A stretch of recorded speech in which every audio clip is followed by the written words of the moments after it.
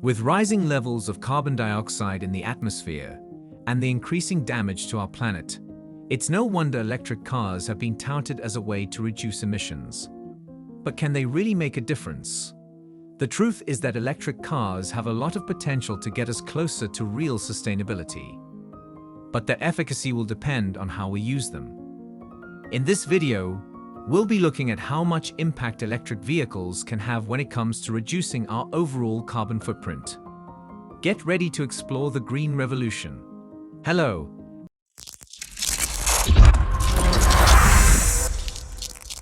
Before starting our video, don't forget to smash the subscribe button and click the notification bell for more amazing content. Now, let's get this video started. Are electric cars eco-friendly? Governments and automakers all around the world are promoting electric vehicles as a crucial strategy to reduce oil consumption and combat climate change. General Motors has stated that it will stop selling new gasoline-powered automobiles and light trucks by 2035. Instead, it will begin selling battery-powered automobiles and light trucks. Volvo also stated that it would go even more quickly and establish an electric car lineup by 2030. But as electric cars and trucks have grown in popularity, the question of whether they are as environmentally friendly as they claim has remained. Experts agree that plug-in vehicles are better for the environment than conventional automobiles, but they can still have environmental impacts depending on how they are charged and manufactured. Now let's examine some of the greatest concerns and how to address them. How electricity is created matters. In general, the majority of electric vehicles marketed now emit significantly less pollution that warms the earth than the majority of gasoline-powered vehicles. However, much depends on the amount of coal used to charge these plug-in automobiles. And electric grids still have a long way to go before electric cars can be considered really emission-free. Assuming that electric cars get their power from the average grid in the United States, which is often a combination of fossil fuel and renewable power plants, electric automobiles are virtually always more environmentally friendly than conventional cars. Even though the production of electric car batteries produces more pollution, electric motors are more efficient than internal combustion engines that consume fossil fuels. For instance, an all-electric Chevrolet Bolt will produce an average of 189 grams of carbon dioxide every mile driven over its lifetime. On the other hand, it is estimated that a new Toyota Camry that operates on gasoline emits 385 grams of carbon dioxide each mile. Even less fuel efficient, the new Ford F-150 pickup truck emits 636 grams of carbon dioxide every mile. However, this is simply an average.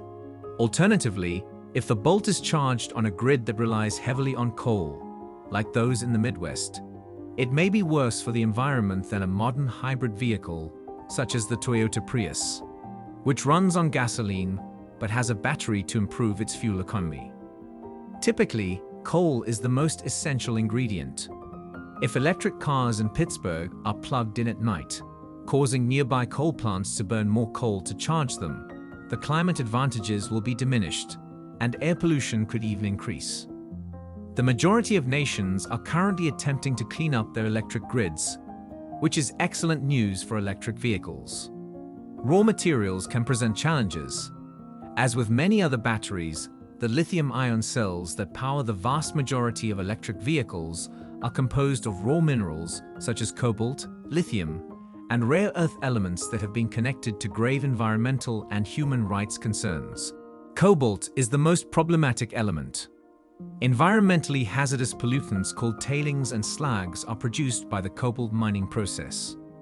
Studies have shown that cobalt and other metals are detected at significant concentrations in adjacent communities, particularly in children. Smelting is the procedure used to extract metals from their ores. This procedure can release sulfur oxide and other hazardous air pollutants.